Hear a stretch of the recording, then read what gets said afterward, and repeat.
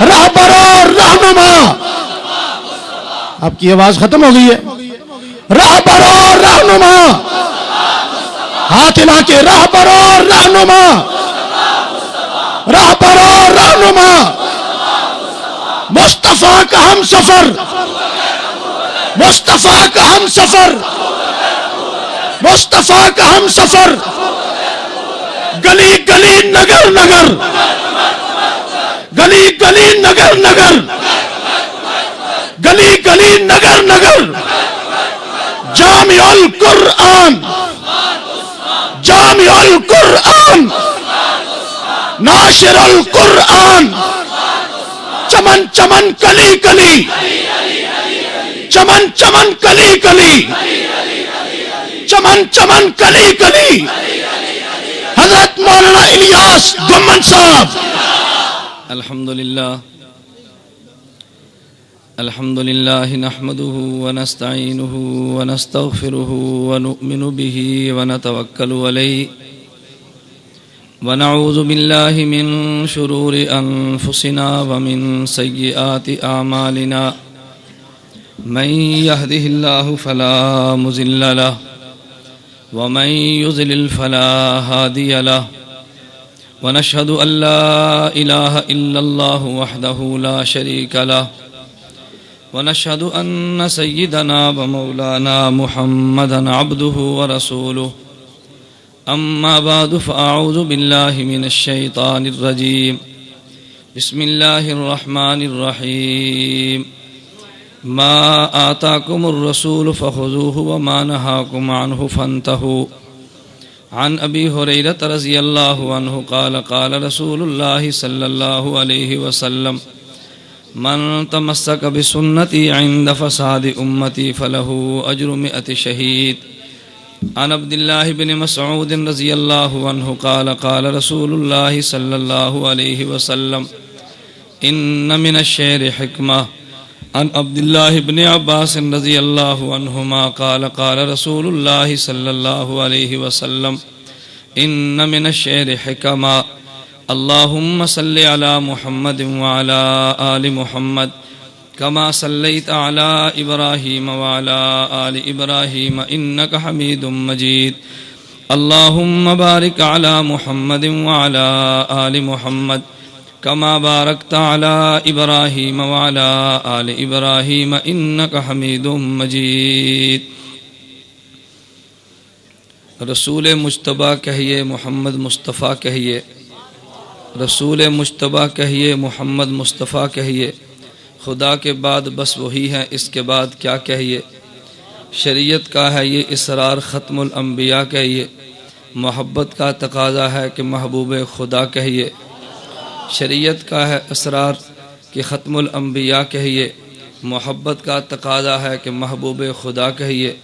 جب ان کا ذکر آئے دنیا سراپا گوش ہو جائے. جب ان کا نام آئے مرحبا صلی اللہ کہیے. محمد کی نبوت دائرہ ہے نور وحدت کا, اسی کو ابتدا کہیے, اسی کو انتہا کہیے. میری سرکار کے نقش قدم, میری سرکار کے نقش قدم ہے جنت کے فاصلے, یہی وہ منزل ہے جس کو مغفرت کا راستہ کہیے.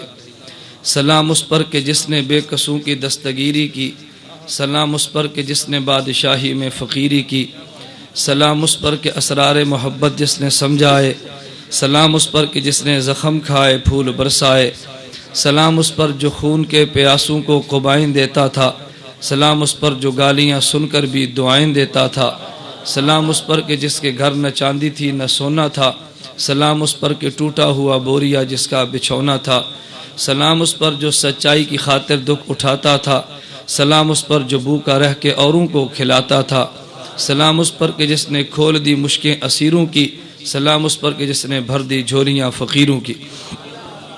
میرے نہایت قابل صد احترام بزرگوں, اہل سنت والجماعت سے تعلق رکھنے والے غیور مسلمان نوجوان دوستوں اور بھائیوں, آپ حضرات نے اشتہارات کے ذریعے پڑھا ہے.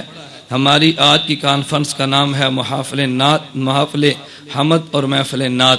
تو میں اسی عنوان سے آج آپ کے سامنے گفتگو کروں گا.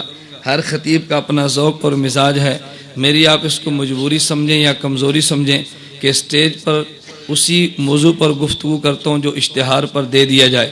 نمبر 2، میں باوجود اس کے کہ اپنے ایک کاس پہ گفتگو کرتا ہوں لیکن بلانے والے کی رعایت ضرور کرتا ہوں، کیونکہ مجھے قاری یاسین صاحب دامت برکاتہم نے حکم دیا کہ آج کے جلسے میں تو نے حمد و نعت کے حوالے ہی سے گفتگو کرنی ہے، تو میں نے کہا چلو آج 2-4 بات اسی پہ کر لیں گے، اس لیے کہ ہمارا تعلق اکابرین علماء دیوبند کے ساتھ ہے۔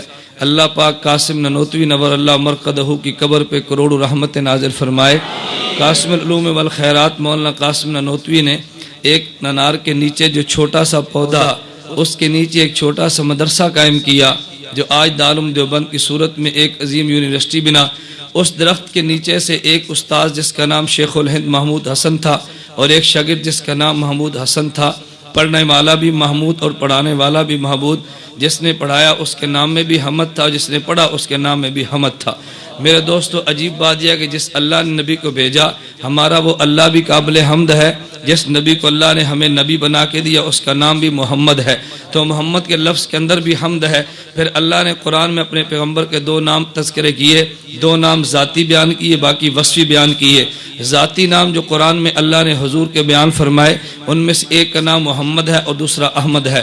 میرا اللہ چاہتا تو اپنے نبی کو اور نام بھی دیتا، لیکن اللہ نے نبی کے لیے نام محمد تجویز کیا، اس لیے کہ اگر اللہ ہمارے نبی کو نام کریم دیتا تو کریم کا معنی ایک ہوتا، اللہ نبی کو نام رحیم دیتا تو معنی ایک ہوتا، اللہ نبی کو نام رؤوف دیتا تو معنی ایک ہوتا۔ اللہ نے پیغمبر کو نام محمد دیا، کیوں؟ اس لیے کہ اللہ کے کائنات میں خزانے میں، اللہ کی اس کائنات میں، اللہ کے خزانے میں ایک شخص تھا جس کا نام اللہ نے محمد تجویز کیا اور جس کو اللہ نے ختم نبوت کا تاج پہنایا۔ اللہ نے اس کو سب سے آخر میں نبی بنا کے بھیجا، سارے اوصاف کا جامع بنایا، تو اللہ نے نام بھی وہ دیا جس میں صفت نہیں ساری صفات آ گئی۔ اگر کوئی تم سے پوچھے بھی محمد کا معنی کیا ہے تو محمد کے سارے معنی بیان کرنے بڑے مشکل ہیں۔ مختصر الفاظ میں ہم یہ بات کہتے ہیں کہ محمد اسے کہتے ہیں صلی اللہ علیہ وسلم الذی اجتماعت فیہ الخصال المحمود کلھا، کہ جس کے نام میں ساری صفتیں جمع ہو جائے اس کا نام محمد ہے۔ تو ہماری آج کی کانفرنس کا نام ہے محفل حمد و نعت۔ ایک ہوتی ہے حمد اور ایک ہوتی ہے نعت۔ اگرچہ لغت میں حمد اور نعت کے اندر کوئی فرق نہیں ہے، حمد کا معنی ہے تعریف کرنا، نعت کا معنی بھی ہے تعریف کرنا، لیکن ہماری آج کی زبان میں حمد و نعت میں فرق کر دیا گیا۔ جب اللہ کی بزرگی بیان کی جائے اس کو حمد کہتے ہیں، جب پیغمبر کو صاحب بیان کیے جائے اس کو نعت کہتے ہیں۔ میں اس پہ ایک بات کہنے لگا ہوں، کبھی کبھی یوں ہوگا کہ لغت میں 2 لفظوں کا معنی ایک ہوگا لیکن عرف ان کا معنی الگ الگ کر دے گا، اور جس کا معنی لغت میں ایک ہو عرف اس کے 2 معنی الگ کر دیں، اس میں دلیل میں لغت کو پیش نہیں کیا جاتا بلکہ اس میں دلیل میں بطور عرف کو پیش کیا جاتا ہے۔ یہ اگر اصول ہمارے ذہن میں آ جائے تو شریعت کے بہت سارے مسائل ایسے ہیں جو حل ہوتے چلے جائیں گے۔ بہت سے لوگ ان مسائل کو سمجھتے نہیں تو نتیجہ بالکل الٹ نکلتا ہے۔ میرے دوستو یاد رکھ لیں، شریعت 3 چیزوں کا نام ہے۔ نمبر 1 عقائد، نمبر 2 مسائل اور نمبر 3 اخلاق۔ یہ 3 چیزیں ملے تو شریعت بنتی ہے۔ عقائد کو نکال دے شریعت نہیں بنتی، مسائل کو نکال دو شریعت نہیں بنتی، اخلاق کو نکال دو شریعت نہیں بنتی۔ تو شریعت کے 3 حصے ہیں، ایک حصے کا نام عقائد ہے، ایک حصے کا نام مسائل ہے اور ایک حصے کا نام اخلاق ہے۔ تو ظاہر جب شریعت کے 3 حصے ہیں، ان 3 حصوں کو پڑھنے کے لیے 3 علم چاہیے تھے، تو ایک علم جس میں عقائد زیر بحث آتے ہیں اس علم کا نام علم کلام ہے، اور جس میں مسائل زیر بحث آتے ہیں اس کا نام علم فقہ ہے، جس میں اخلاق زیر بحث آتے ہیں اس کا نام علم تصوف ہے، اور جو علم عقائد کا ماہر ہو اس کو متکلم کہتے ہیں، علم فقہ کے ماہر کو فقی اور مجتہد کہتے ہیں، اور علم اخلاق کے ماہر کو صوفی اور مرشد کہتے ہیں۔ اس لیے میں کہتا ہوں عقائد کو چھوڑ دو شریعت نہیں بنتی، مسائل کو چھوڑ دو شریعت نہیں بنتی، اخلاق کو چھوڑ دو شریعت نہیں بنتی۔ اگر علم کلام کا انکار کرو شریعت مکمل نہیں ہوتی، علم فقہ کا انکار کرو شریعت مکمل نہیں ہوتی، علم اخلاق کا انکار کرو شریعت مکمل نہیں ہوتی۔ علم کلام کے ماہر متکلم کو چھوڑ دو، علم کلام نہیں آتا، فقہ کے ماہر فقی کو چھوڑ دو، علم فقہ نہیں آتا، علم اخلاق کے ماہر صوفی کو چھوڑ دو، علم اخلاق بھی نہیں آتا۔ اس لیے اگر تم پوری شریعت پہ عمل کرنا چاہو تمہیں متکلم کے دروازے پہ آنا پڑے گا، اگر شریعت پہ عمل کرنا چاہو تمہیں فقی کے دروازے پہ دستک دینا پڑے گی، اگر شریعت پہ عمل کرنا چاہو تمہیں مرشد کے دروازے پہ دستک دینی پڑے گی۔ آؤ پھر دارالعلوم دیوبند کے بانی مولانا قاسم ننوتوی اللہ تیری قبر پہ کروڑوں رحمت نازل فرما دے۔ مولانا قاسم ننوتوی وہ تھا جو بیک وقت متکلم بھی تھا، بیک وقت فقی بھی تھا، بیک وقت وہ صوفی اور مرشد بھی تھا۔ اگر دنیا والوں تمہیں یہ ساری نعمتیں ایک جگہ پہ لینی چاہو علماء دیوبند کے دروازے پہ آؤ. علماء دیوبند کے دروازے پہ تمہیں علم کلام بھی ملے گا, ان کے دروازے پہ علم فقہ بھی ملے گا, ان کے دروازے پہ علم اخلاق بھی ملے گا. دیوبند کے پاس آؤ گے تمہیں کلام کرنے والا متکلم بھی ملے گا, فقہی جزئیے بیان کرنے والا فقی بھی ملے گا, اور خانقاہ میں تزکیہ اور تصوف کے درس دینے والا تمہیں صوفی اور مرشد بھی ملے گا. یہ تینوں بھیا کو اگر چاہیے تو تم آؤ. اس کے لیے اللہ نے علماء دیوبند کی صورت میں دنیا میں شریعت کو عام کر دیا. میرے دوستوں میں کہنا یہ چاہتا ہوں, اب دیکھ لیے متکلم ایک لفظ ہے. متکلم کا معنی اگر تم تبلیغی جماعت میں جاؤ گے پوچھو متکلم کسے کہتے ہیں, وہ کہے گا گشت میں بات کرنے والے کو. اگر مدرسے میں آگے پوچھو وہ متکلم کسے کہتے ہیں, وہ کہے گا علم کلام کے ماہر کو. اگر تم نحوی کے پاس جو کو متکلم کسے کہتے ہیں, وہ کہتے ہیں صیغہ واحد یہ متکلم کا ہے, یہ صیغہ جمع متکلم کا ہے. متکلم تو لفظ ایک ہی ہے نا, لغت میں معنی ایک ہے, لیکن علم کلام میں جاؤ متکلم اور ہوگا. علم تم تو تبلیغی جماعت میں جاؤ متکلم کا معنی اور ہوگا. تم نحو والوں کے پاس سر والوں کے پاس جاؤ متکلم کا معنی اور ہوگا. اس لیے میں بات کہنا چاہتا ہوں, اگر کسی آدمی نے فقہ پہ اعتراض کرنا ہو, اگر کسی آدمی نے دیوبندیت پہ اعتراض کرنا ہو, اگر کسی نے حنفیت پہ اعتراض کرنا ہو, پھر میں تم سے یہ بات پوچھوں گا کہ تم نے اعتراض کیا یہ مسئلہ فقہ کا تھا, مسئلہ عقیدے کا تھا, مسئلہ تصوف کا تھا.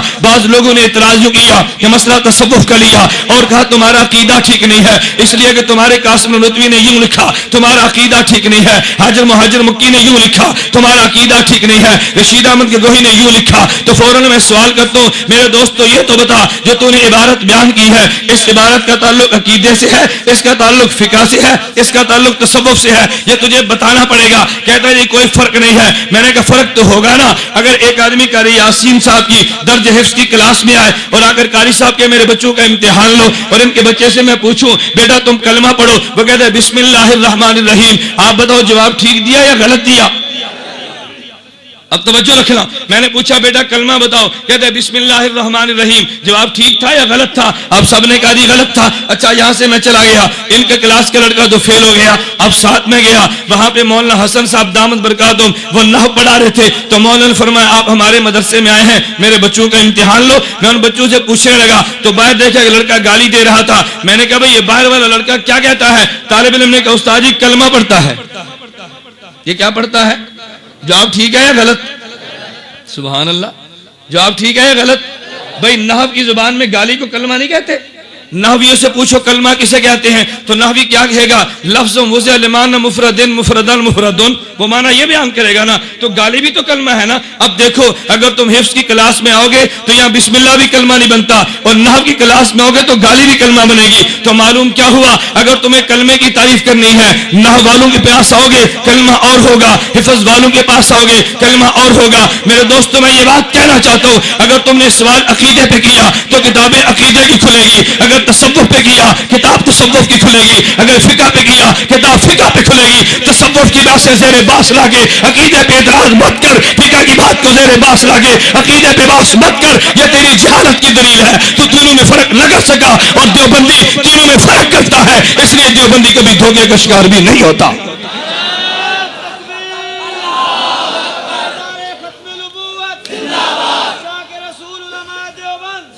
میرے دوست بات سمجھو, میں نے بات سمجھانی ہے. اب نتیجہ کیا نکلا, جب علوم تین قسم کے ہوئے, علماء تین قسم کے ہوئے, تو کتابیں تین قسم کی آئیں گی نا. اب ہمارے یہاں اس دور میں ایک مسئلہ چلا, بعض لوگوں نے کہا جی محفل اس نے قرات منعقد کراؤ, بعضوں نے کہا جی غلط بدعت ہے یہ منعقد نہیں کرانی چاہیے. کسی نے کہا جی محفل حمد نعت منعقد کرا دو, دوسرے کو جوش چڑھا کہتے ہیں بدعت ہے, یہ نعت خوانی تم نے کہاں سے نکالی ہے, ارے تمہارے نعت خوانی شروع کر دی ہے, تمہارے عقیدے برباد ہو گئے. میں نے کہا تو کیسا کم عقل آدمی ہے, اگر نعت خوانی کو تو نے غلط کہنا تھا تو میں تجھ سے یہ پوچھوں گا کہ نعت خوانی کرانا یہ عقیدے کا مسئلہ ہے یا فقہ کا؟ یہ عقیدے کا تعلق ہے یا فقہ کا؟ اس کا تعلق تصوف سے یا عقیدے سے ہے؟ اگر نعت خوانی کرانا اس کا تعلق عقیدے سے ہے تو بات عقیدے پہ لا, اگر اس کا تعلق عمل سے ہے تو بات فقہ کی لا. اگر تم نعت خوانی کو غلط کہا, اگر کفر کہتے قرآن پیش کر, اگر کفر کہتے خلاف اجماع پیش کر, اگر کفر کہتے اس کے خلاف تواتر پیش کر, اگر تو غلط کہتے کوئی دلیل لا. اگر تیرے پاس دلیل نہیں پھر دلائل مجھ سے سن, اگر تجھے دلائل دلائل نہیں آتے،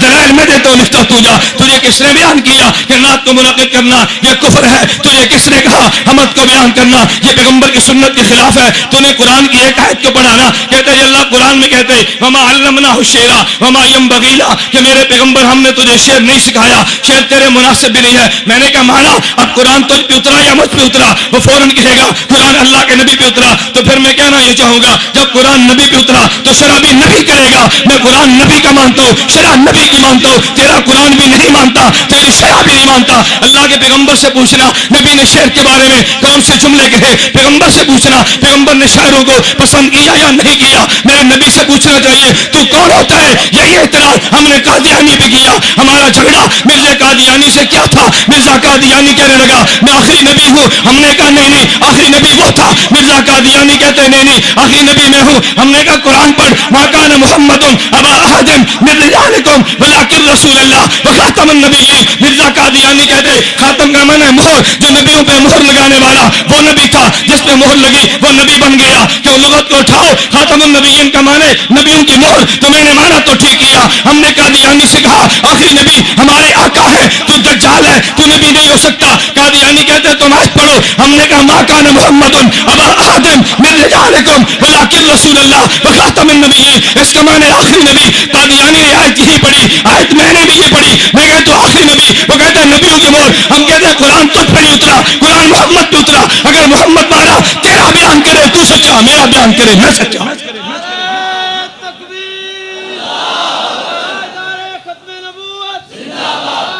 ختم نبوت، تاجدار ختم نبوت۔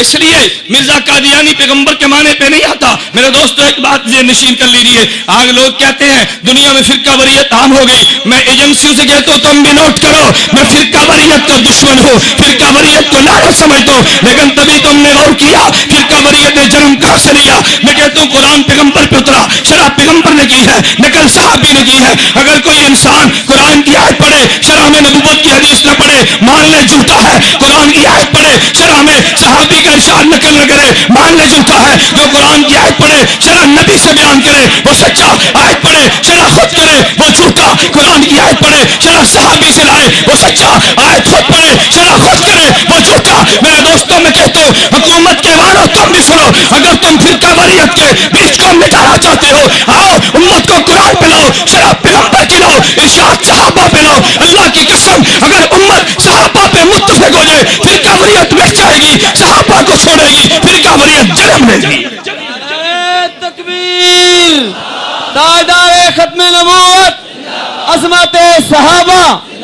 مٹاؤ فرقہ واریت کو۔ کون فرقہ واریت چاہتے؟ ہم بھی چاہتے ہیں فرقہ واریت کو مٹا ڈالو، لیکن مٹانے کے لیے طریقہ وہ اختیار کرو جو میرے پیغمبر نے اختیار کیا۔ نبی سے فرمایا نا کہ میری امت میں فرقے ہوں گے، وہ جہنم میں جائیں گے، ایک جنت میں جائے گا۔ حضور جنت میں جانے والا کون سا ہوگا؟ فرمایا مانا نہیں ہے وہ صحابی جو بات میری کہے پوچھے صحابی سے، حدیث میری بیان کرے پوچھے صحابی سے۔ اگر حدیث نبی کی بیان کرے شرع صحابی کا عمل بیان نہ کرے وہ فرقہ واریت کا بیج بوتا ہے، اور جو پیغمبر کی حدیث بیان کر کے شرع صحابی سے لائے وہ فرقہ واریت کو مٹا کے رکھتا ہے۔ دعا کرو اللہ ہمیں پیغمبر کے ارشاد کو صحابہ سے سمجھنے کی توفیق عطا فرمائے۔ تو نے پڑھا نا قرآن کی آیت کو؟ اچھا میرا سوال یہ ہے لاہور کے مسلمانوں تم یہ بتاؤ یہ ممکن ہے قرآن کو چھوڑ کے نبی کو چھوڑ کے؟ نہیں ہو سکتا۔ اگر ہوا تو تیری عقل میں فطور ہے، اگر ہوا تیرے دماغ میں فطور ہے، تو نہیں سمجھا۔ قرآن کہتے ہیں وما علمناہ الشعر وما ينبغي له، میں نے شعر تجھے نہیں سکھایا، محمد تیری شان کے لائق بھی نہیں ہے۔ اللہ کے نبی سے پوچھو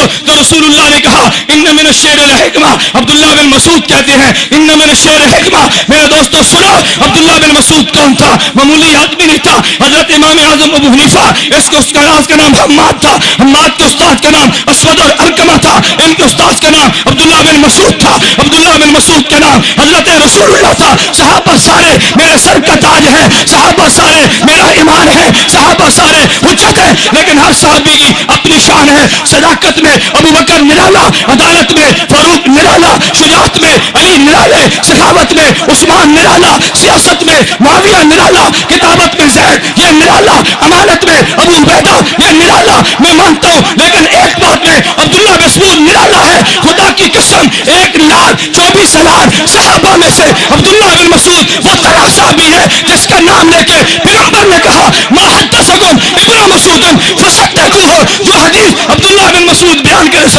मान लेना। नारे तकबीर, ताजदार खत्म नबूवत, अज़मत सहाबा।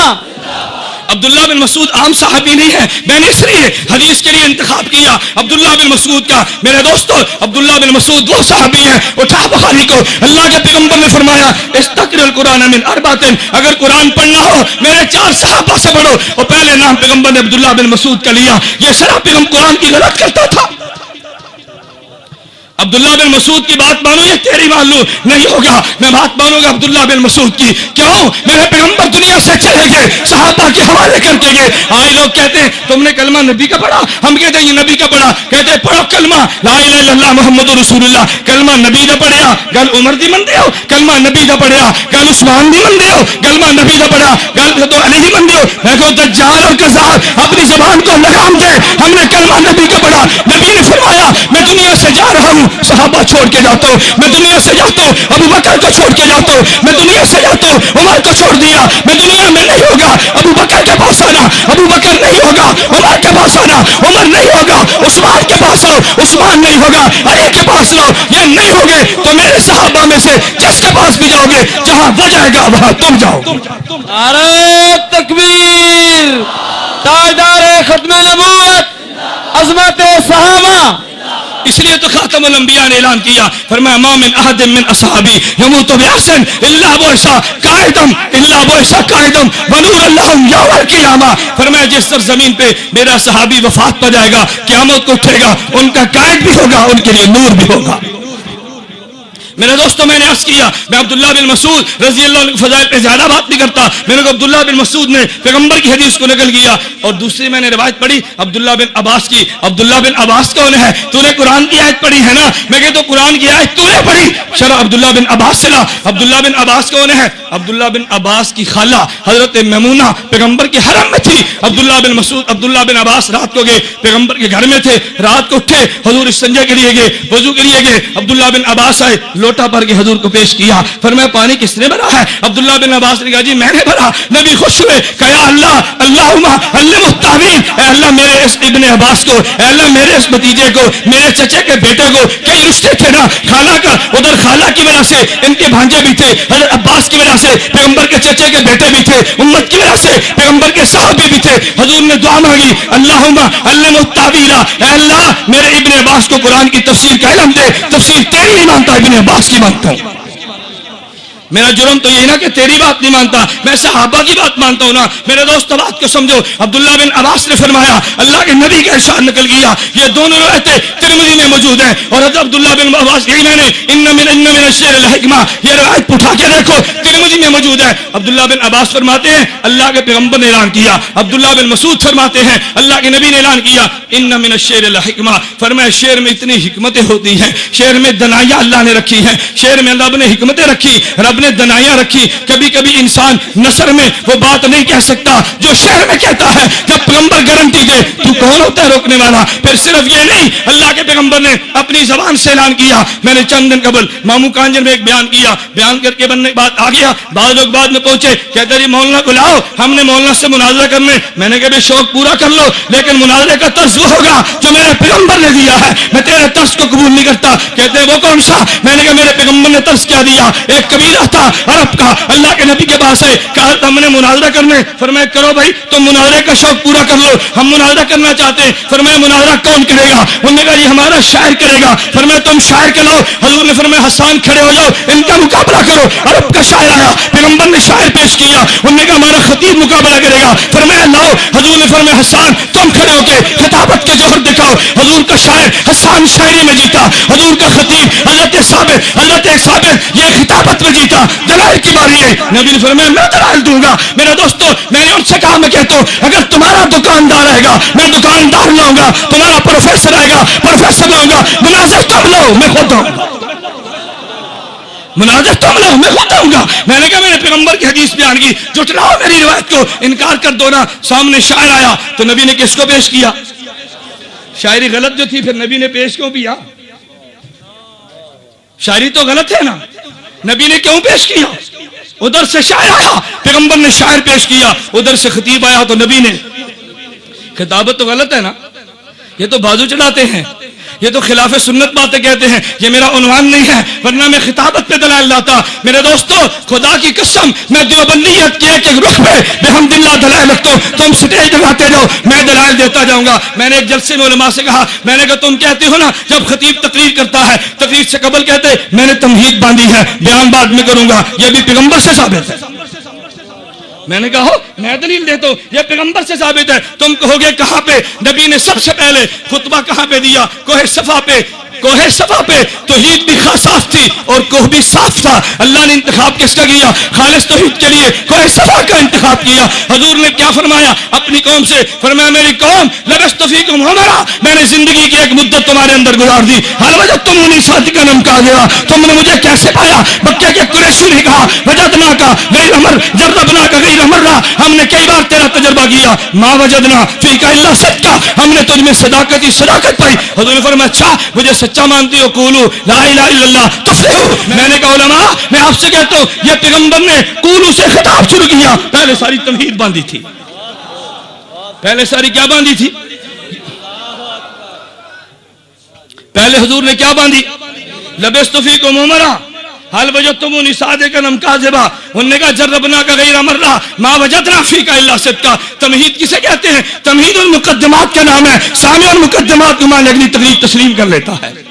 یہ پیغمبر نے مقدمات قائم کیا نا۔ اب تمہارے اشکال کیا ہوگا؟ کہتے جی حضور نے نام تو نہیں رکھا تھا نا، میں نے ایک جگہ پہ بیان کیا کہ بعضوں کو چرت ہوتی ہے نا، کہتے تم تقلید کو مانتے ہو، میں نے کہا جی مانتا ہوں، کہتے قرآن سے پیش کرو، قرآن میں لفظ تقلید دکھاؤ ہم مقلد ہو جائیں گے۔ میں نے کہا اگر تم سے کوئی یہ بات کہہ دے قرآن سے لفظ توحید دکھاؤ ہم مباحد ہو جائیں گے، تم توحید کا لفظ پیش کرو۔ کہتے مولانا قرآن نہیں کہتا قل یا ایھا الکافرون لا اعبد ما تعبدون، قرآن نہیں کہتا قل هو اللہ احد، قرآن نہیں کہتا اعبدوا ربکم، قرآن نہیں کہتا یہ سب توحید ہے۔ میں نے کہا میرے دوست قل هو اللہ احد یہ توحید کا معنی ہے، توحید کا لفظ نہیں ہے۔ اور اسی طرح واتبع سبیل من اناب الی، تقلید کا معنی ہے، لفظ تقلید نہیں ہے۔ اولی الامر منکم تقلید کا معنی ہے، تقلید کا لفظ نہیں ہے، توحید کا لفظ نہیں، توحید کا معنی قرآن میں موجود ہے۔ میں کہتا ہوں توحید کا معنی قرآن میں ہے، توحید کا لفظ نہیں ہے، تقلید کا معنی قرآن میں ہے، لفظ نہیں ہے۔ اگر لفظ نہیں تھا تقلید کا انکار کرنا ہے پھر توحید کا بھی انکار کرتے،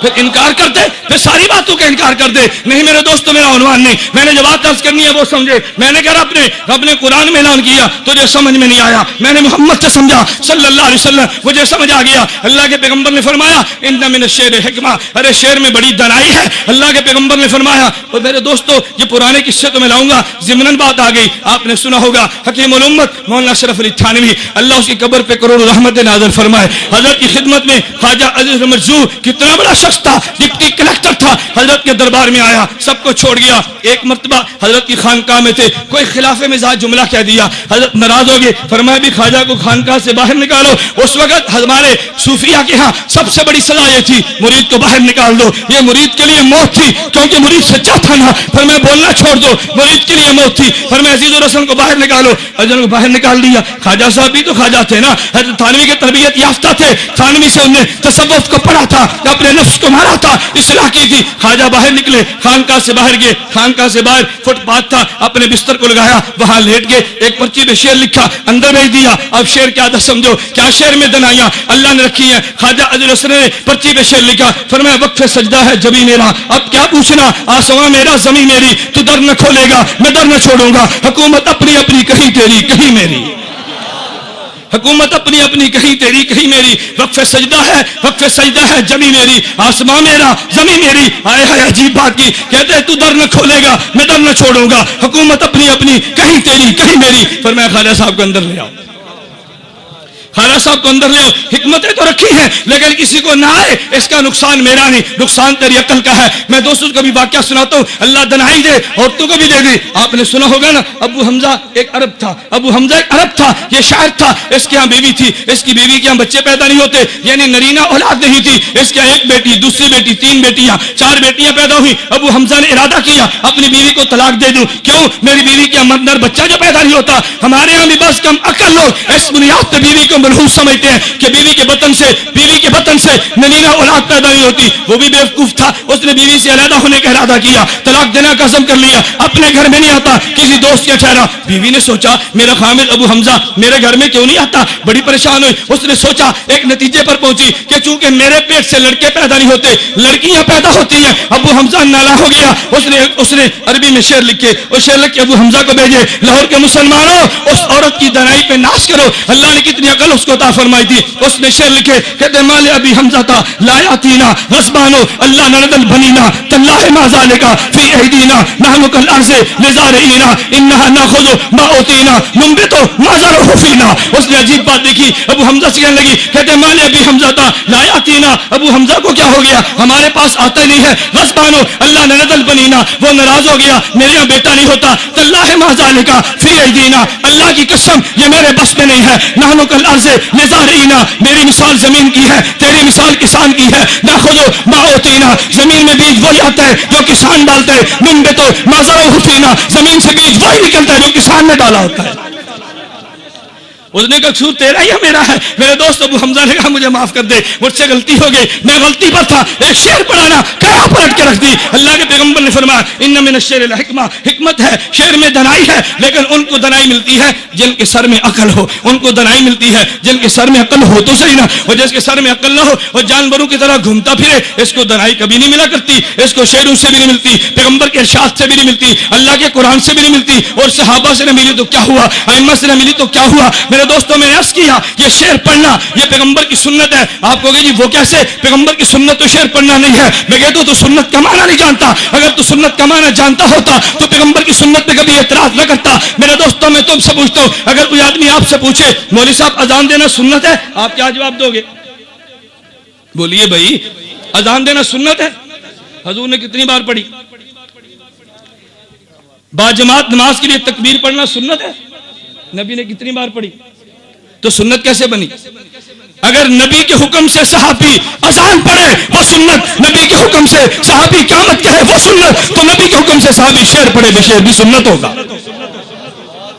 پھر شعر بھی سنت ہوگا نا. ہاں تجھے نہیں آتا میں سناؤں گا, تجھے قصیدے نہیں آتے میں پڑھوں گا. صحابہ نے پڑھے, نبی کے حکم سے پڑھے, یہ پیغمبر نے پڑھے ہیں. میرے دوستوں لیکن میں نے عرض کیا ایک ہے حمد ایک ہے نعت. پہلے میں حمد سناتا ہوں پھر نعت سنو. اور حمد کی کس کی میرے دوستوں؟ تیری اور میری نہیں. میں حمد لاتا ہوں اللہ کے نبیوں کی. حمد بیان کی ہے ابراہیم خلیل اللہ نے, حمد بیان کی ہے موسیٰ کلیم اللہ نے, حمد بیان کی ہے عیسیٰ روح اللہ نے, حمد بیان کی ہے محمد رسول اللہ نے. اور لکھنے والا کون ہے؟ زرقانی. اٹھانا کتب حدیث کو, امام زرقانی کہتے ہیں ابراہیم نے اللہ کی حمد کو بیان کیا. ابراہیم نے حمد کو بیان کرتے یوں کہا الحمدللہ الذی اتخذنی خلیلا, اے اللہ تیرا شکر ہے تو نے مجھے اپنا خلیل بنا لیا. وَأَعْطَانِي مُلْكًا عَظِيمًا, اے اللہ تیرا شکر ہے تو نے مجھے عظیم ملک عطا کر دیا. اے اللہ تیرا شکر ہے وَجَعَلَ أُمَّتِي قَانِتًا يُؤْتَمَّ بِهِ, تو نے مجھے امت کا مقتدا بنا دیا. وَأَنْقَذَنِي مِنَ النَّارِ, مجھے نار سے بچا لیا. وَجَعَلَهَا عَلَيَّ بَرْدًا وَسَلَامًا, تو نے آگ کو مجھے ٹھنڈا کر دیا. ابراہیم نے حمد بیان کی. بعد میں کون ہے؟ حضرت موسیٰ.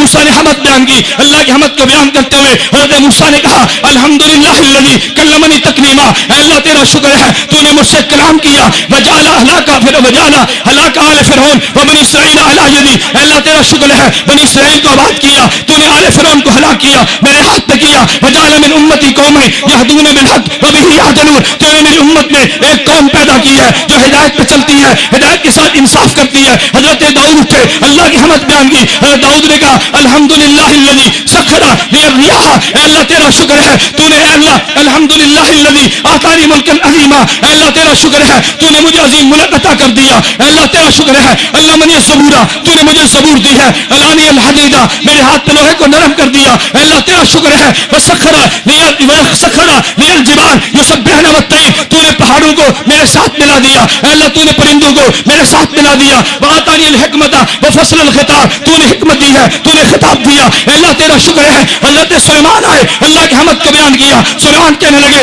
الحمدللہ الذی سخر لی الریاح، اے اللہ تیرا شکر ہے تو نے میرے تابع ہوا کو کر دیا، وسخر لی الشیاطین، شیاطین کو میرے تابع کر دیا، یا ملونا ما شئت من محاریب و تماثیل و جفان کالجبال و قدور راسیہ، جیسے میں چاہتا ہوں محاریب بناتا ہوں، جیسے چاہتا ہوں ہنڈیاں بناتا ہوں، جیسے چاہتا ہوں محل بناتا ہوں۔ اے اللہ تیرا شکر ہے علمنی منطق الطیر، تو نے مجھے پرندوں کی بولیاں سکھا دی۔ اے اللہ تیرا شکر ہے فضلنی علی کثیر من عبادی، تو نے اپنے بندوں پہ مجھے فضیلت دی ہے۔ اے اللہ تیرا شکر ہے آتانی ملکا لا ينبغی لأحد من بعدی، ایسی حکومت دی ہے جو میرے بعد کسی اور کو نہیں ملے گی۔ اے اللہ تیرا شکر ہے وجعل ملکی ملکا لا حساب فیہ، مجھے تو نے ایسی حکومت دی جس حکومت کا تو کوئی حساب نہیں لے گا۔ اہل سنت والجماعت کا عقیدہ ہے قبر میں حساب ہوتے مگر امتی سے نبی سے نہیں ہوتا۔ اہل سنت والجماعت کا عقیدہ قبر میں حساب ہوتے کس کا؟ بولیے کس کا؟ نبی کا حساب۔ میں ایک بات کہہ دوں، قبر میں حساب امتی کا ہوتا ہے، نبی کا۔ توجہ رکھنا، قبر میں حساب کس کا ہوتا ہے؟ نبی کا۔ نبی قبر میں جاتا ہے، نبی سے حساب نہیں ہوتا، امتی سے رب حساب لیتا ہے۔ اللہ فرشتوں کو بھیجتا ہے، لیکن فرشتوں کے لیے جب حساب اور کتاب مکمل ہوتا ہے نا، پھر ابو داؤد کی روایت موجود ہے، روایات اور بھی ہیں، حساب کتاب کے بعد اس امتی پہ نیند کو طاری کر دیا جاتا ہے، اور ہماری زبان میں نیند کو موت بھی کہتے ہیں۔ اللہم بسمک اموت و احیا، الحمدللہ الذی احیانا بعدما اماتنا، چونکہ نوم کو موت کہتے ہیں، اس لیے قبر میں جب اس امتی پہ نیند کو طاری کر دیا گیا، نیند کو موت کہتے ہیں۔ ہم نے عام امتی کو میت کہہ دیا، لیکن پیغمبر کا حساب بھی نہیں ہوتا، پیغمبر پہ نیند بھی طاری نہیں ہوتی، پیغمبر کو مسلسل حیات ملتی ہے، اس لیے نبی کو قبر میں زندہ کہتے ہیں، عام امتی کو مردہ کہتے ہیں۔ تکبیر، تاجدار ختم نبوت، عقیدہ حیات انبیاء۔ میرے دوستو یہ میرا موضوع نہیں ہے، جو میں نے عرض کیا نا، اے کاش تم اس بات کو سمجھتے جو میں بات زیر بحث رہے ہوں۔ میں نے ایک اشکال کا جواب دیا ہے، لوگ پتہ کیا کہتے ہیں؟ قبر میں کافر بھی زندہ، قبر میں مومن بھی زندہ، قبر میں شہید بھی زندہ، قبر میں نبی بھی زندہ۔ ارے سارے زندہ ہیں، تم حیات النبی کیوں کہتے ہو؟ میں کہتا اس لیے کہ امتی پر قبر میں نیند طاری ہوتی ہے، نیند کو موت کہتے ہیں، اس لیے امتی کو نیند کے اعتبار سے میت کہہ دیا۔ پیغمبر پہ نیند بھی نہیں آتی، اس لیے پیغمبر کو میت کہہ ہی نہیں سکتے۔ یہ دونوں میں فرق تھا۔ خیر کبھی اس عنوان پہ جلسہ ہوا، پھر میں حیات النبی پہ دلائل لاؤں گا، قاسم نانوتوی کا عقیدہ بیان کروں گا، ہونے والے اشکالات کو صاف کروں گا، قرآن کی آیتیں پڑھوں گا۔ میرے دوستو وہ دور گزر گیا جب حیات النبی پہ مناظرے تھے۔ میں علماء کی موجودگی میں کہتا ہوں، اگر کسی نے ماں و بیٹا چلے جو حیات النبی پہ ہم سے مناظرہ کرے، میں 10,000 انعام دوں گا۔ جو میرا ان سے عقیدہ حیات النبی پہ مناظرہ طے کرا دے گا، فتح شکست بات کے فیصلے تو طے کرا، میں 10,000 انعام تجھے دوں گا۔ وہ دور گزر گیا جب تم نے مناظروں کے چیلنج کیے۔ میں تو برک رہا ہوں، میں تو چیخ رہا ہوں، میں نے پنجوی پہ جا کے FM ریڈیو پہ بیان کیے، میں نے کہا آؤ نکلو بلو سے باہر، تم میرے چیلنج کو قبول کرو، کرو حیات النبی پہ مناظرہ۔ رب کعبہ کی قسم جو حیات النبی کا عقیدہ نہیں رکھتا اہل سنت میں سے نہیں ہے، دیوبندی نہیں ہے۔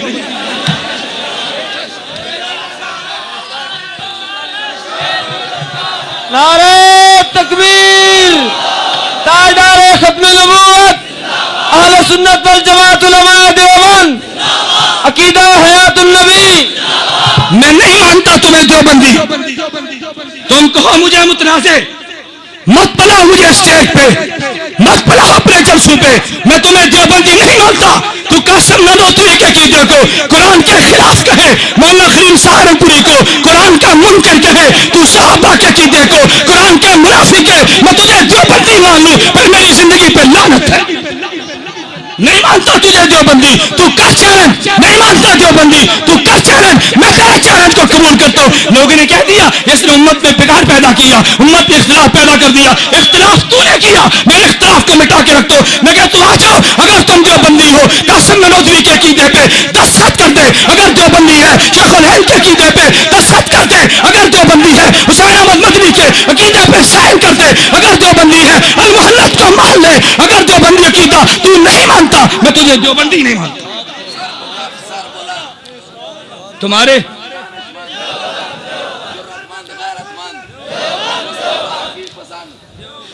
رنگ اترتے ہیں تو اترنے دو، ہم نے بڑا عرصہ گالیاں کھائی ہیں، ہم نے بڑا عرصہ تم سے گالیاں کھائی ہیں. میں اس لیے بار بار کہتا ہوں عقیدہ بیان کر, بڑے زور سے بیان کر, تجھے حق حاصل ہے. میرے کافر کے خلاف زبان درازی مت کرنا, میں تیری زبان کو کھینچوں گا اور جڑ سے کھینچ لوں گا. تو زبان درازی کر کے دکھا.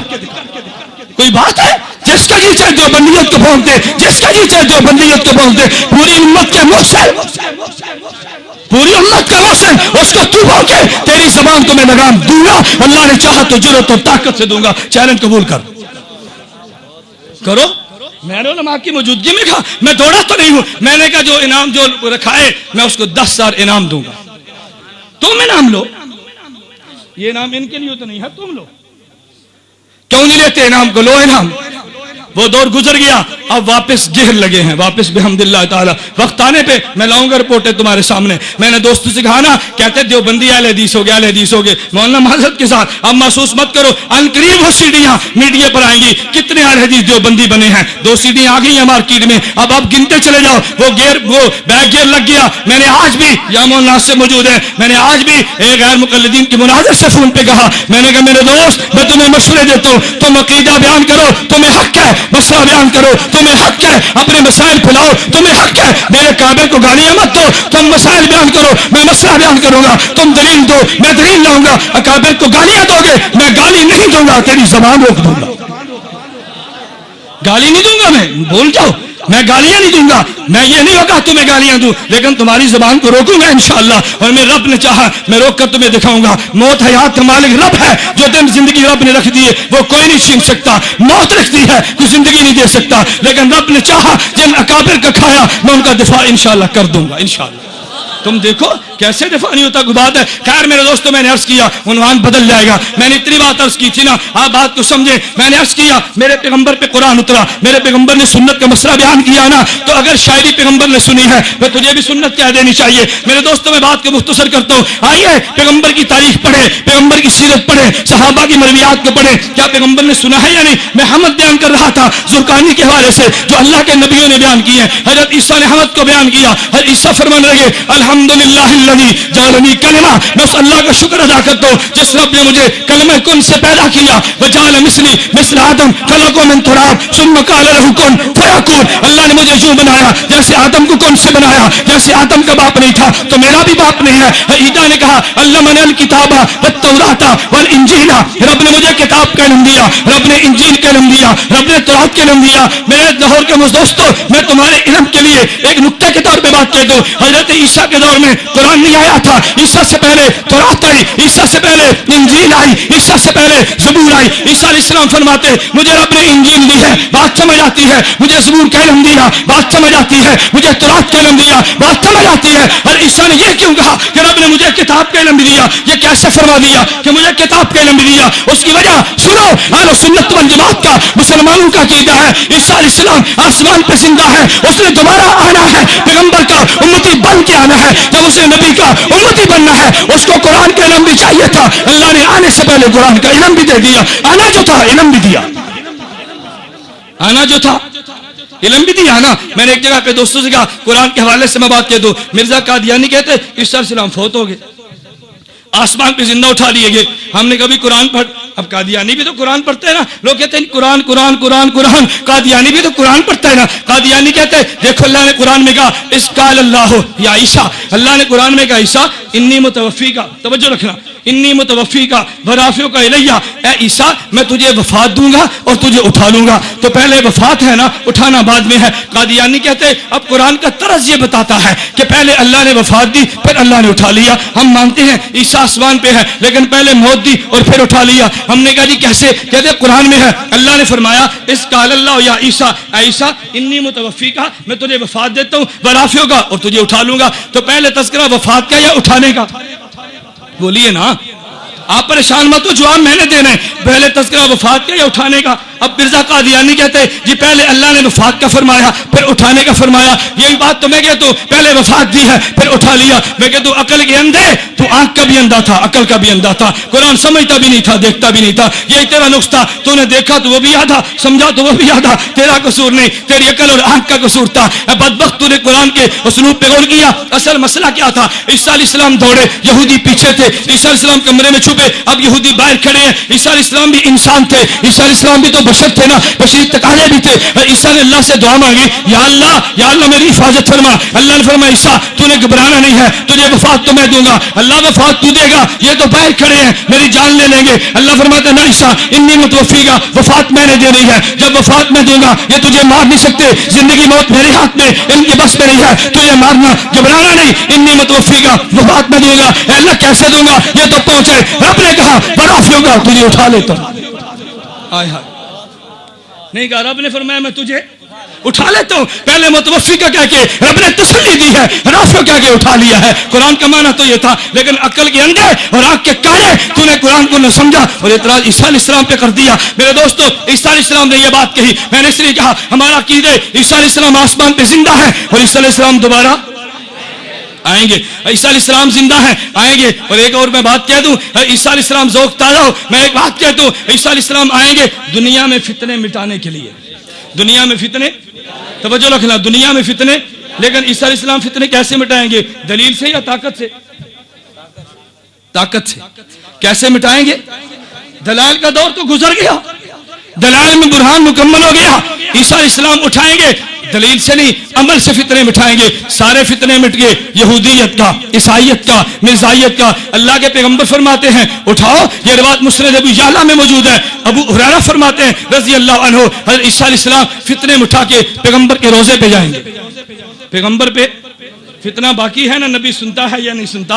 अब कब्र पे जाएंगे, अल्लाह के पैगंबर फरमाते हैं, नबी ने, अल्लाह के पैगंबर फरमाते हैं, हुजूर ने ऐलान किया, फरमाया ईसा अलैहिस्सलाम जब आएंगे ना, लयंज़िलन्ना ईसा इब्न मरियम इमामन हकमा अदला। ईसा अलैहिस्सलाम आसमान से उतरेंगे, इमाम हकम अदल बन के उतरेंगे। फलयुस्लिबन सलीब को तोड़ देंगे, फलयक़्तुलन खिंजीर को मार देंगे, यानी ईसाइयत को मिटा देंगे, यहूदियत को मिटा देंगे। फलयुरसन्ना अलैहिल माल फला यक़बलहु, माल की पेश होगी, ईसा ठुकरा देगा। जब हजरत ईसा सारे फितरे मिटा देंगे, नबी ने फरमाया सुम्मा लइनकामा अला कब्री, फिर ईसा मेरी कब्र पे आएंगे और कहेंगे या मोहम्मद नाउजी बन्ना। ईसा मोहम्मद कहेगा मैं जवाब दूंगा। ईसा अलैहिस्सलाम या मोहम्मद कहेंगे मैं जवाब दूंगा। तो फितरे अमल से मिटेंगे, इस फितरे को भी ईसा अपने अमल से मिटा देंगे, इस फितने को भी अमल से मिटाएंगे। कब्री, मेरी रिवायत पे जरा कर, मेरी रिवायत पे बहस कर, मेरे रावियों की शरत पे इतराज कर, मुनाज़रे का मैदान गर्म कर, मेरी रिवायत पे कर जरा। आओ ना, मेरी रिवायत पे जरा करना, मैं देखता हूं मेरी रिवायत पे जरा कैसे लाते। जिस रावी पे तूने जरा करनी है, बेहम्दिल्लाह मेरी इस रिवायत में वो रावी मौजूद नहीं है। आ तो सही ना, ये मुनाज़रे के दिन की बातें हैं। मेरे दोस्तों, मैंने अर्ज़ किया ईसा अलैहिस्सलाम आएंगे इंशाअल्लाह, हमारा अहले सुन्नत वल जमात का अक़ीदा है ईसा अलैहिस्सलाम आएंगे। मैंने अर्ज़ किया ईसा ने अल्लाह की हमद बयान की है। ईसा से फरमाने लगे वजअलनी, अल्लाह तूने मुझे मोर्चा दिया, कौन सा? उब्रुल अकमहा वल अबरसा वहियल मौता बिइज़्निल्लाह। ईसा अलैहिस्सलाम कहने लगे वजअलनी, अल्लाह तूने मुझे मोर्चा दिया कि मैं तेरे हुक्म से, अल्लाह तूने मुझे मोर्चा दिया, मैं अखलुकु मिनत तीन कहियति तैरे फअनफुखु फीहि फयकूनु तैरन बिइज़्निल्लाह। हमद ईसा की मुकम्मल होगी। अब आई मेरे नबी के बारी, हुजूर ने हमद बयान की। मेरे दोस्तों आओ, मैं अपने हमद मुनक्कद करने वालों, पैगंबर की हमद भी सुनो। अल्लाह के पैगंबर ने हमद बयान की, फरमाया अल्हम्दुलिल्लाहिल्लज़ी अर्सलनी रहमतल लिल आलमीन व काफ़तल लिन्नास बशीरन व नज़ीरा व जअल उम्मती खैरा उम्मतिन उखरिजत लिन्नास व जअल उम्मती हुमुल अव्वलीन व अंज़ला अलैहिल कुरान फीहि बयानुन लिन्नास। पैगंबर ने हमद बयान की, फरमाया वरफ़ा ज़िक्री व शरह सदरी व वज़अ अन्नी विज़री। अल्लाह के पैगंबर ने हमद को बयान किया, व जअलनी फातिहम व खातिमा। मेरे दोस्तों सुनो, पैगंबर ने हमद बयान करते हुए क्या फरमाया? अल्हम्दुलिल्लाहिल्लज़ी, अब ज्यादा वक्त नहीं है, मैं हमद कह के जुमले की शरह करता। फरमाया अल्हम्दुलिल्लाहिल्लज़ी अर्सलनी रहमतल लिल आलमीन। अल्लाह तेरा शुक्र है, मुझे तूने रहमतुल लिल आलमीन बना दिया, रहमतुल लिल आलमीन। अब दलील सुनो, दलील सुनो। लोग बात तो नहीं आते, कहते हैं अच्छा अल्लाह का नबी हर जगह मौजूद है। अल्लाह का नबी, अल्लाह का नबी, क्या बात है। जो मानने पे आया नबी को मान लिया, जो नहीं मानने पे आया तो रब को भी नहीं मान लिया।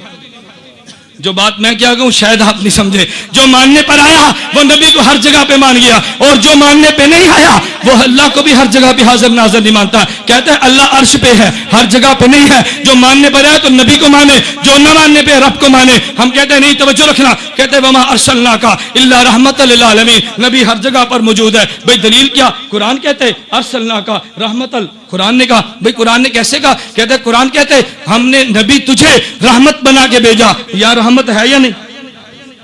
बोलिए, रहमत नहीं है? और नबी कौन है? تو پھر نبی تو ہوئے. دلیل آئی کہ نہیں؟ اب پریشان ہونا ہے نا. میں اس لیے کہتا ہوں مولانا مجھ سے قبل اعلان فرما رہے تھے نا, یقین کیجئے میں تحدیث بن نعمت کے طور پہ کہتا ہوں دیوبندی ہو تم نے پریشان نہیں ہونا. تم مناظرے کا چیلنج ہے قبول تم کرو, پابندی میرے سے میں ڈال دے, چیلنج تو قبول کر دے, جنگ میرے کھاتے ڈال دے, تم کرو تو صحیح.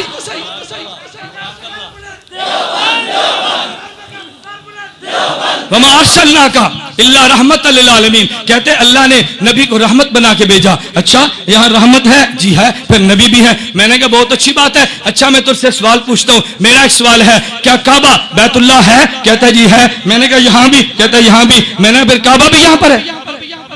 نہیں سمجھے, نہیں سمجھے بھئی. ہم کہتے ہیں کعبہ بیت اللہ, تو یہاں کا بیت اللہ, یہاں کا کعبہ کون سا ہے؟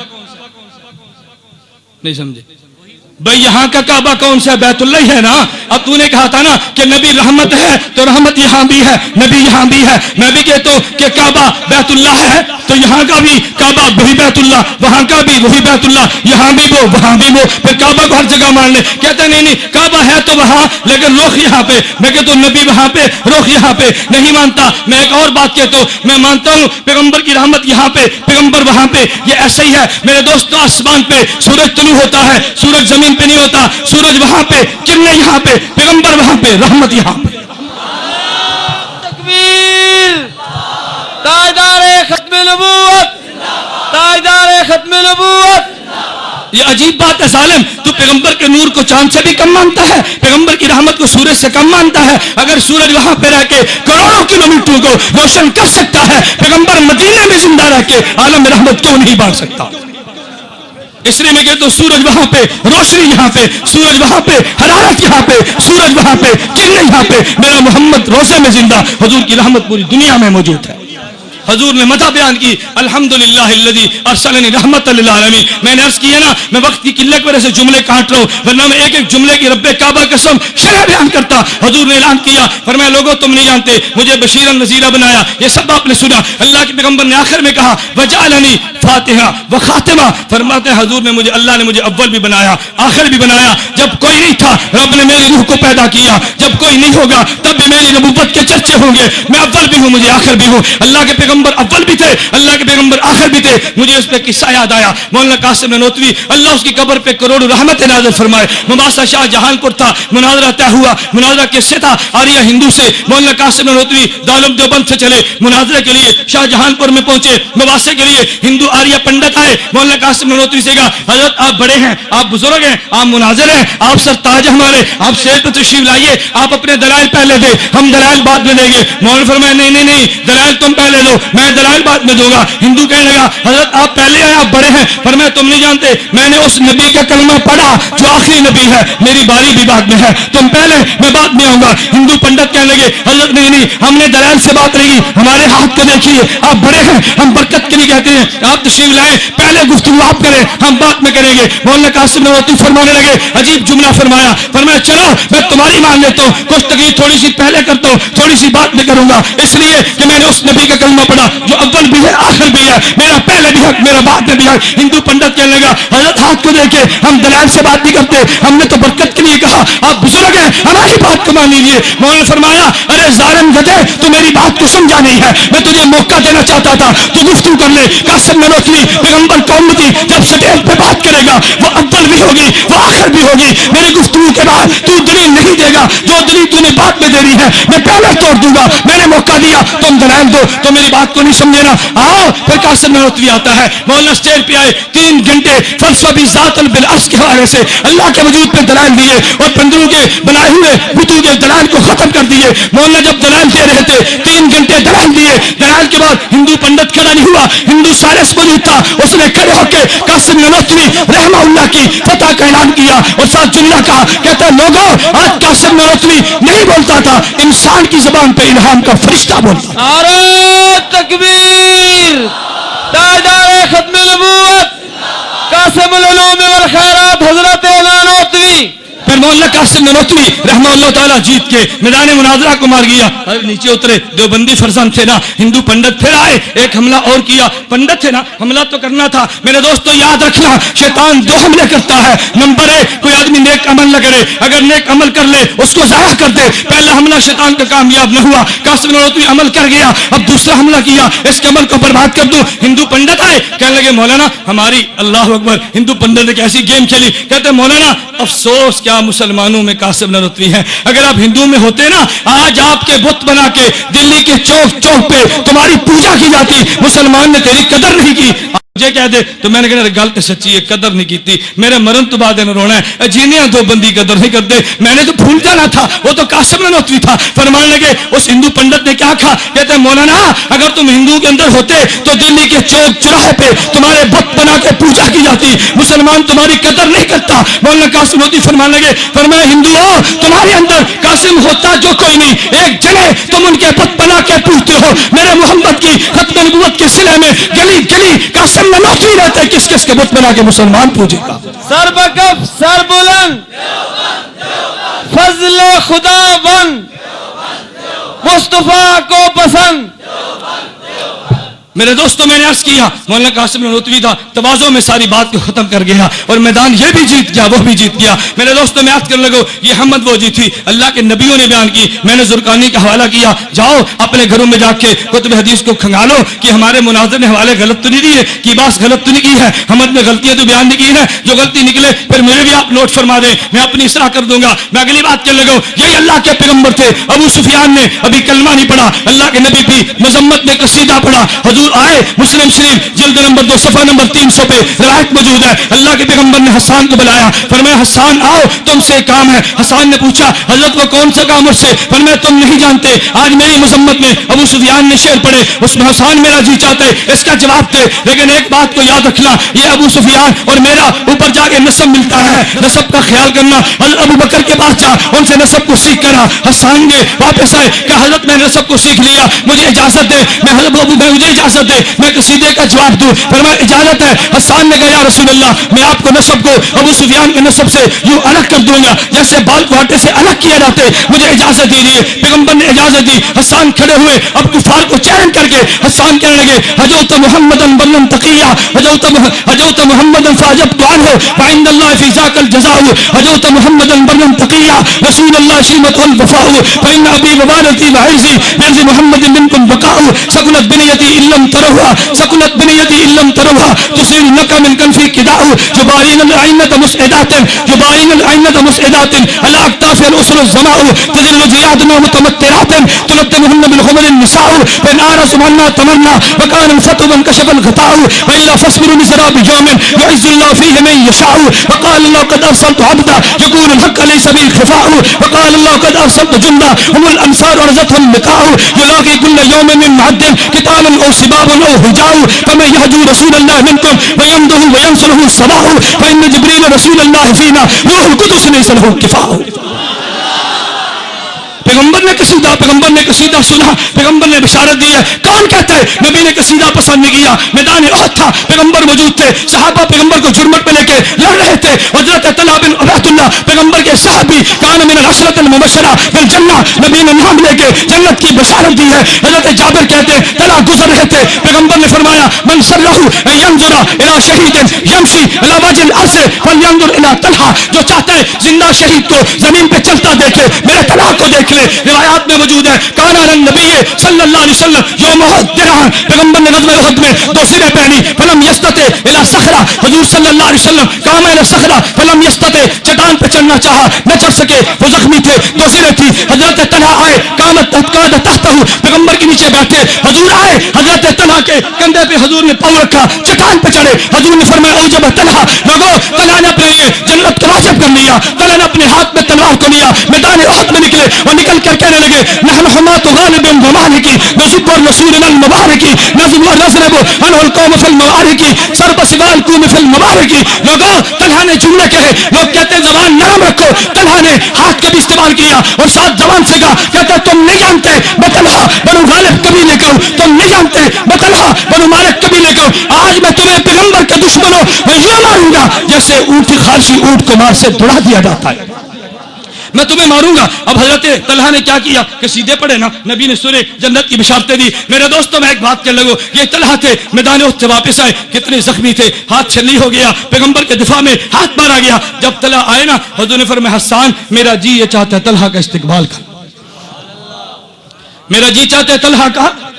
اب حسان استقبال جو پڑھنا تھا وہ کیسے کرنا تھا کون نہیں جانتا. حضرت طلحہ آئے, پیغمبر موجود تھے, استقبال کرنے لگے. حسان نے کہا آئے ہائے, حسان نے جملہ کہا حضرت طلحہ کے آنے پہ. حسان کہنے لگے لوگوں تم نہیں جانتے, وطلحہ یوم الشیب آسا محمدہ, وطلحہ یوم الشیب آسا محمدہ الفی ساعت نزاکت علیہ وشکتی یقیہ بکفیہ رماہ واسلم اشاجہ تحت السیوف فشلتی وکان امام الناس الا محمدہ, وکان امام الناس الا محمدہ اقامر اسلام حتی تکلتی. وقت کی قلت کی وجہ سے میں ترجمہ چھوڑتا ہوں. حضرت طلحہ کی شان میں حسان نے قصیدے پڑھے. میرے دوستو میں ایک بات کہتا ہوں, اللہ کی قسم جو بندیت کے سٹیج پہ میں ببانے ڈال کہتا ہوں, ابو بکر صدیق نے جو پیغمبر کا مزاج سمجھا کسی اور نے نہیں سمجھا, سب سے زیادہ پیغمبر کے مزاج کو سمجھنے والا ابو بکر صدیق تھا.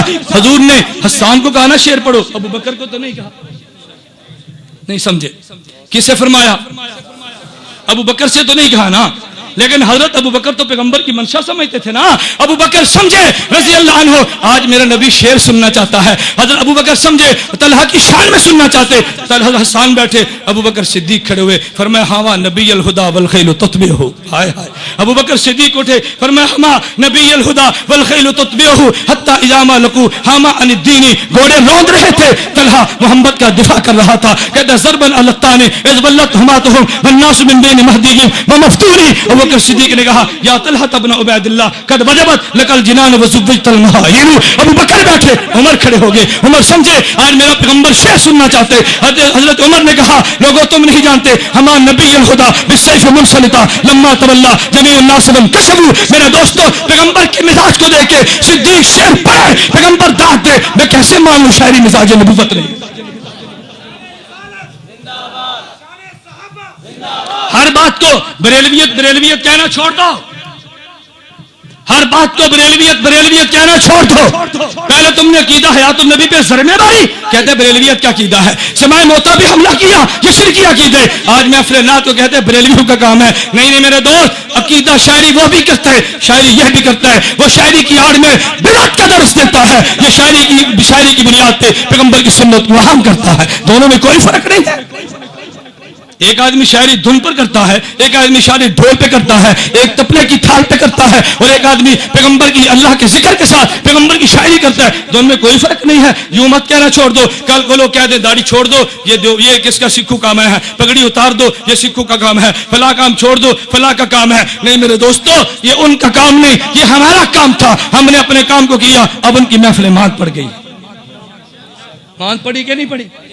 اور پڑھے گی انشاءاللہ, پڑھے گی انشاءاللہ.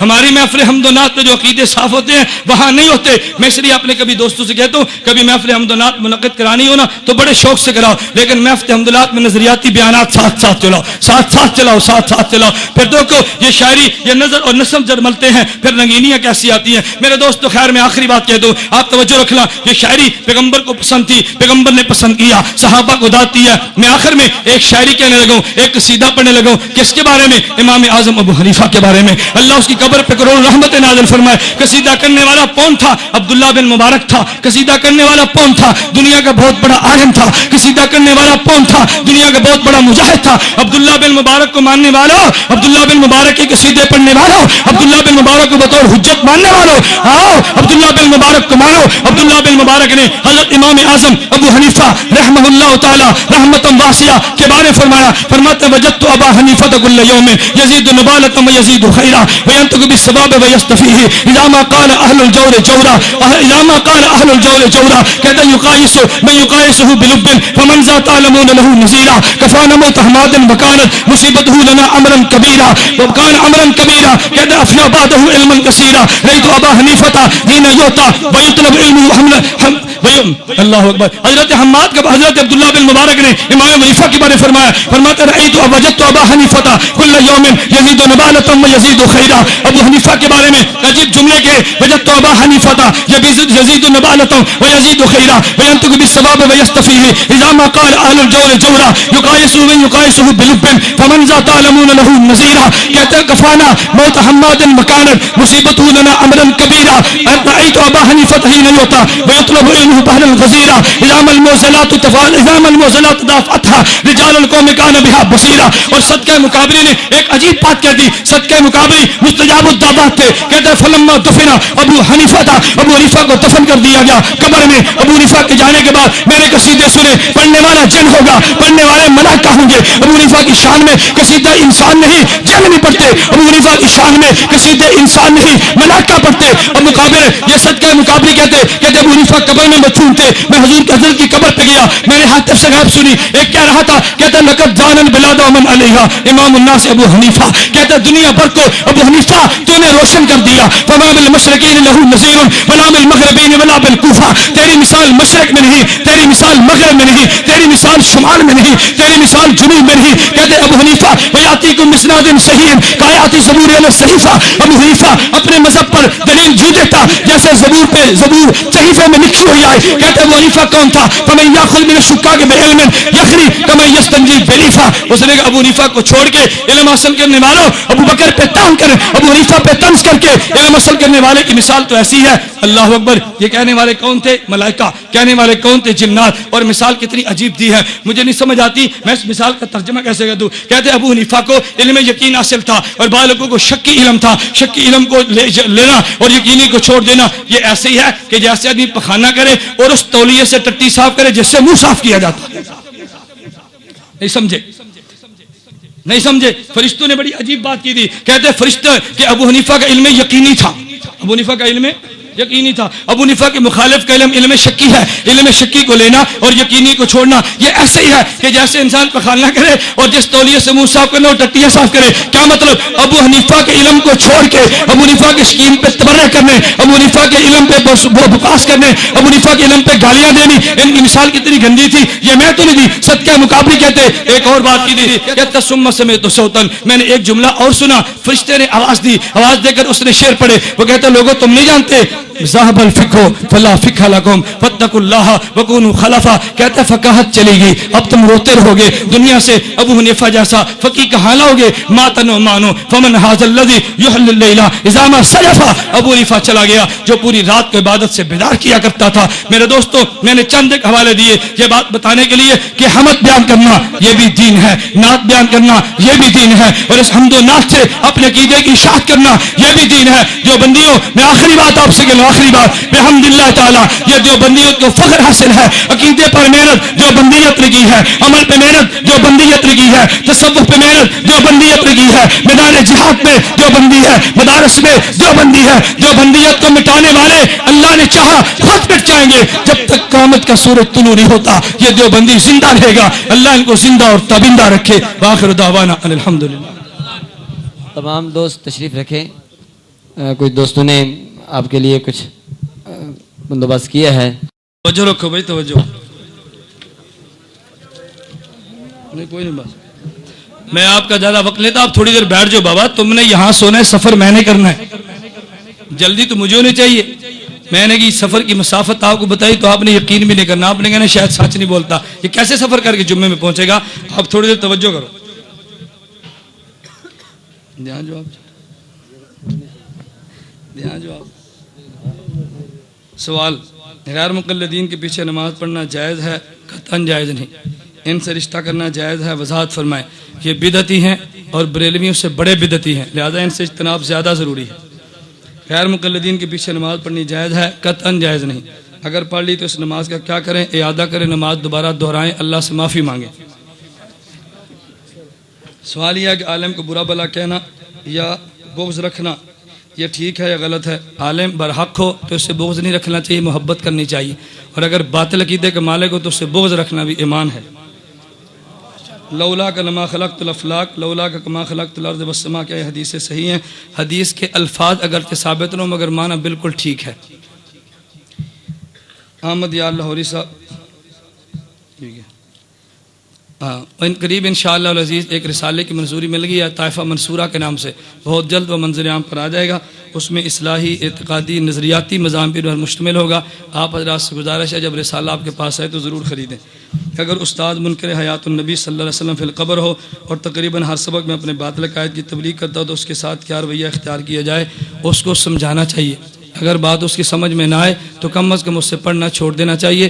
اپنی سند حدیث میں بدعتی استاد کو ہرگز داخل نہ کرے. ذاکر نائک مجھے اگر یہ بیان کے شروع میں فرما دیتے تو میں ذاکر نائک پہ تفصیلی بیان کرتا. تفصیلی میں ہر جگہ پہ اس کے بارے میں ذاکر نائک بدعتی ہے. ذاکر نائک وقت ضرورت شافی مالکی وغیرہ پہ مسائل لینا جائز ہے وہ وقت ضرورت، لیکن ہمارے ملک میں شافی مسلک کی قطعاً کوئی ضرورت نہیں ہے، کوئی ضرورت نہیں ہے. اس لیے ہمارے ہاں وہ ضرورت نہیں کہ شافی اور مالکی کو بہانہ بنا کر غیر مقلدیت کے دروازے مت کھولو. ڈاکٹر ذاکر نائک یہ غیر مقلد ہے، گمراہ ہے اور پرلے درجے کا شیطان ہے. اس نے امت میں فرقہ واریت کو بیج بویا ہے. بہت سارے مسائل ایسے غلط بیان کے اہل سنت والجماعت سے کوئی تعلق نہیں ہے. ذاکر نائک یہ کہتا ہے اگر کوئی آدمی 3 طلاق نہیں 1000 طلاق بھی اکٹھی دے دے تو طلاق ایک ہوتی ہے، اور یہ مذہب یا شیعوں کا ہے یا رافضیوں کا ہے. اس پر 15 محرم کو توسے میں ہمارا تفصیلاً 3 گھنٹے کا مناظرہ ہوا. ہم نے مناظرے میں دعویٰ یہ کیا تھا کہ 3 طلاق کو ایک کہنا یہ شیعوں اور مرزائیوں کا مذہب ہے. عالم اسلام میں مسلمانوں کا قطعاً مذہب نہیں ہے. جو یہ مذہب اختیار کرتا ہے وہ شیعوں اور مرزائیوں کا مسئلہ کرتا ہے، اور بالکل ذاکر نائک کا یہی مسئلہ ہے.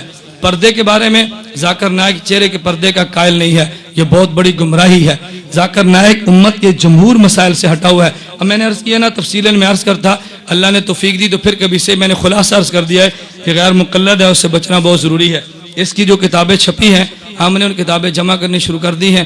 اللہ نے چاہا تو انشاءاللہ اس کتابوں کا مستقل ایک کتاب کی صورت میں جواب آئے گا. ہم نے سیڈیاں بھی اس کی اکٹھی کرنی شروع کر دی ہیں. سیڈیوں کا جواب اللہ نے چاہا تو سیڈیوں میں آئے گا. ویڈیو کیسٹ کے بنانے یا استعمال کرنے کا شرعی حکم کیا ہے؟ برائے کرم مہربانی ہوگی. یہ ایسی ہے کہ جیسے ایک آدمی عمرہ کرنا چاہے تصویر کھنچوانا حرام ہے، لیکن مجبوری ہے بغیر تصویر کے عمرے پر وہ جانے نہیں دیتے. میرے دوستو ہم نے جنگ لڑنی ہے کفر سے، لیکن ہماری مجبوری یہ ہے کہ ہماری جنگ کو دنیا نہیں دیکھتی سوائے اس ایک ذریعے کے. افغانستان میں ملا داد اللہ امریکی ذبح کرتا ہے، اگر ویڈیو بنا کر امریکہ نہ بھیجیں تو بش کے خلاف احتجاج کون کرے گا؟ اور اس صورت نہیں بچتی. اگر ایسی صورت ہو پھر حکم اور ہے، اور شوقیہ طور پہ ایسی چیزیں کرانا یہ قطعاً ٹھیک نہیں ہے. شوق کی بات اور ہے، مجبوری کی بات اور ہے. مماتی امام کے پیچھے نماز ہو جاتی ہے نہیں، یا اہل سنت سے خارج ہے، گمراہ ہے، بدعتی ہے. اس کے پیچھے نماز مکروہ تحریمی اور واجب القیادہ ہے. جو پڑھی ہیں اس کا اعادہ کریں. پیغمبر صلی اللہ علیہ وسلم کے لیے میت کا لفظ بولنا ٹھیک نہیں، حالانکہ قرآن بولتا ہے انک میت انہم میتون. یہ بات وہ کہتا ہے جو قرآن کو سمجھتا نہیں ہے. اللہ کے نبی اس دنیا میں چل رہے تھے، اللہ نے فرمایا انک میتون. اس کا معنی یہ تھا اے نبی تمہارے اوپر موت آئے گی، اور موت آ گئی. جب آیت اتری اللہ کے نبی اس وقت بھی زندہ تھے، اب آیت موجود ہے اور اب بھی زندہ ہے، اب بھی زندہ تب بھی زندہ. لیکن آیت اتری یہ بتانے کے لیے کہ آپ پر موت آئے گی، اور ہم مانتے ہیں کہ موت آئی. موت آتی کیسے ہے؟ قرآن کہتا ہے کل نفس ذائقۃ الموت. انسان موت کا مزہ چکھتا ہے. چکھنے کا معنی ایک دیکھ کھانا نہیں ہوتا، چکھنے کا معنی اور ہوتا ہے، ہڑپ کرنے کا معنی اور ہوتا ہے. تو موت چکھی جاتی ہے، مستقل آتی نہیں ہے. یہ دو باتیں الگ الگ ہیں. الحمدللہ رب العالمین والصلاۃ والسلام علی رسول و علی آلہ وصحبہ اجمعین. اے اللہ تمام بیماروں کو شفا عطا فرما، مقروضوں کے قرض ادا فرما، جائز حاجات کو پورا فرما، مشکلات کو دور فرما، عافیت کے ساتھ دین کا کام کرنے کی توفیق عطا فرما. اے اللہ علماء حق کی حفاظت فرما. اے اللہ باطل کے ٹکڑے ٹکڑے فرما. مجاہدین کی مدد فرما. اسیروں کو جیلوں سے رہائی عطا فرما. اہل حق کے ساتھ زندہ رکھ. اہل حق کے ساتھ موت شہادت کی دے. اہل حق کے ساتھ قیامت کا ہمارا حشر فرما. وصلی اللہ تعالی علی رسول خیر خلق.